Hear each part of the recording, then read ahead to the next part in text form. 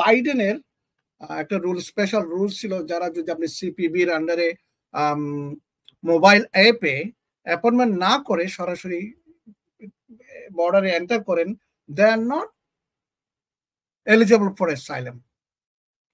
But exception আছে, ওখানে exception হচ্ছে আপনার হিউম্যানিটেরিয়ান গ্রাউন্ড, ওদের হেলথ রিজন এবং এসব কারণে তারা অ্যাসাইলাম পেতে পারে। বাট অ্যাসাইলাম না পেলেও তারা দে আর এলিজিবল ফর আপনাকে কি বলে এটাকে removal and convention against torture, এই দুইটা ক্যাটাগরিতে তারা থাকতে পারে, বাট অ্যাসাইলামের জন্য এলিজিবল না রাইট নাও।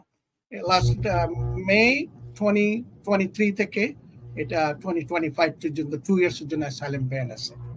আর নর্দার্ন বর্ডার ডিফেন্সিভ যারা আসছে আর কি। সেক্ষেত্রে আমি আরেকটি বিষয়